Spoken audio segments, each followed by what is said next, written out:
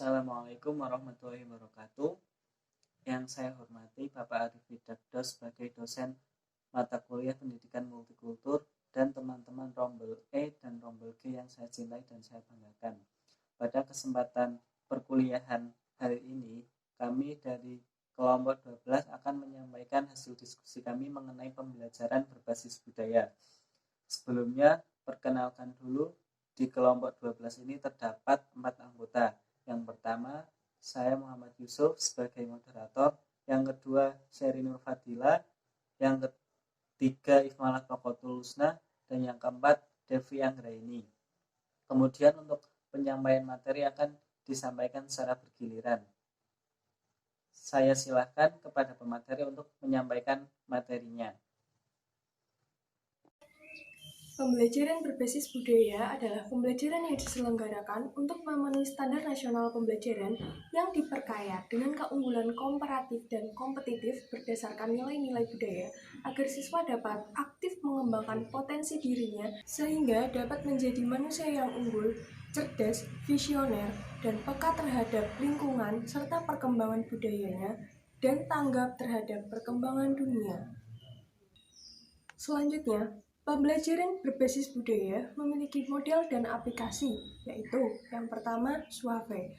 Suave merupakan program penggunaan benda-benda seni untuk mengajarkan ilmu. Yang kedua adalah etnomatematik, merupakan studi tentang hubungan antara matematika dan budaya. Kemudian yang ketiga ada SETS, merupakan pembelajaran terpadu yang mengajarkan siswa agar mampu memandang sesuatu secara integratif. Yang keempat adalah pembelajaran inovasi IPA Torai, yaitu program inovasi Ifmalah Tokotul Husna NIM 14014182557. Di sini saya akan menjelaskan mengenai konteks pembelajaran. Yang pertama ada integrasi pembelajaran dan kebudayaan. Pembelajaran yang baik tidak hanya mengembangkan intelektualitas saja, tetapi yang terpenting adalah intelektualitas yang berbudaya. Kemudian yang kedua ada kebudayaan untuk pendidikan. Kebudayaan yang menjadi roh pembelajaran adalah kebudayaan dalam tatanan nilai. Apabila kebudayaan menjadi roh dalam pendidikan, maka pembelajaran akan mampu menjawab permasalahan yang ada di dalam masyarakat. Kemudian yang ketiga ada pembelajaran untuk kebudayaan. Pembelajaran yang ada kemudian diintegrasikan dengan kebudayaan, maka akan memberikan manfaat timbal balik bagi pembelajaran itu sendiri. Ada implementasi pembelajaran. Yang pertama ada standar isi. Standar isi ini memuat kerangka dasar dan struktur kurikulum pembelajaran yang berbasis budaya yang mengintegrasikan muatan nilai luhur budaya dengan ilmu pengetahuan, pendidikan, humaniora, kesenian, olahraga, dan lain sebagainya. Yang kedua ada standar proses. Standar ini mengedepankan partisipasi aktif peserta didik dengan memperhatikan keunikan pribadi, nilai, kebebasan berkreasi, kesopanan, ketertiban, dan lain sebagainya. Yang ketiga ada SKL, standar kompetensi lulusan. Ini mencakup beberapa ranah. Yang pertama ada sikap, pengetahuan, dan keterampilan. Kemudian yang keempat ada standar pendidikan dan tenaga kependidikan.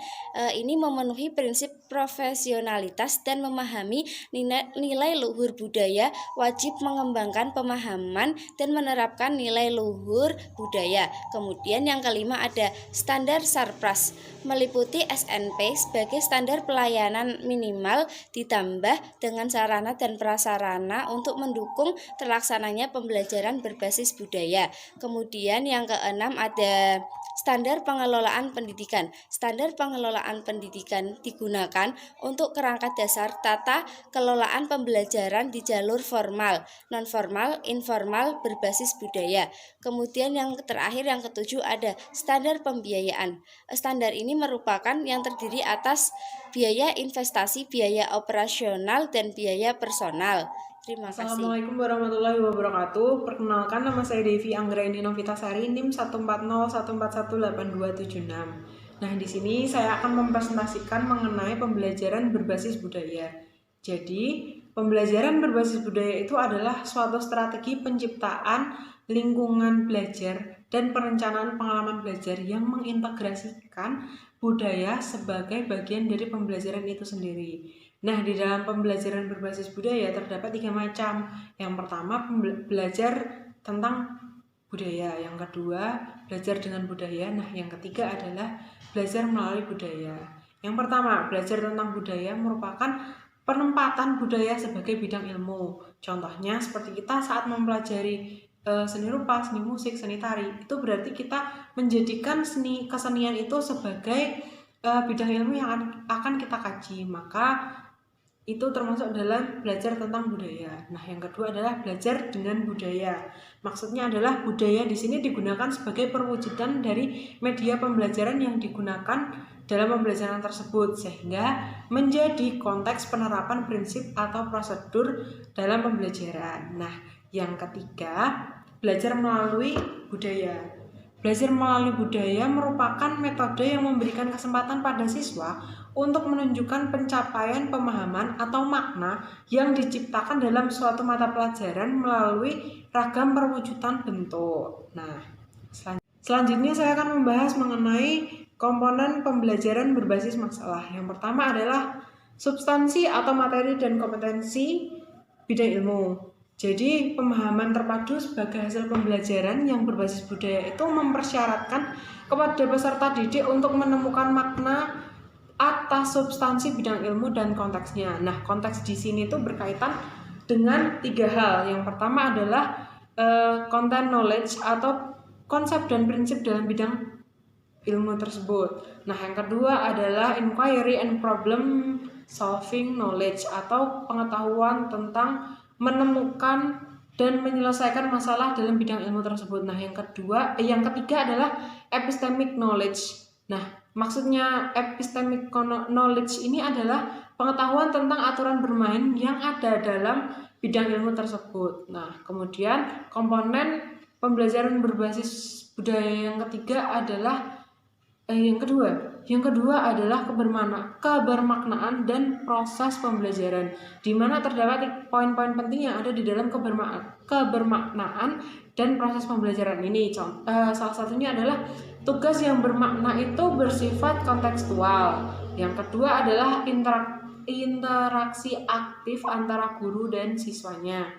Yang ketiga adalah penjelasan dan penemuan bidang ilmu secara kontekstual.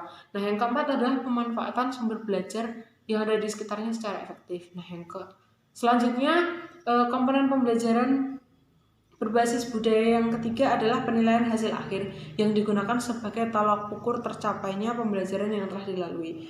Nah, yang keempat adalah peranan budaya itu sendiri. Mengapa demikian? Karena jika siswa telah mampu menguasai bidang ilmu secara kontekstual dalam komunitas budaya, maka komunitas budaya menjadi konteks dan kerangka berpikir untuknya menerapkan beragam pengetahuan dan keterampilan yang telah ia peroleh dari bidang ilmu yang telah ia pelajari pula sebagai alat pemecah masalah serta alat pengembang komunitas budayanya tersebut.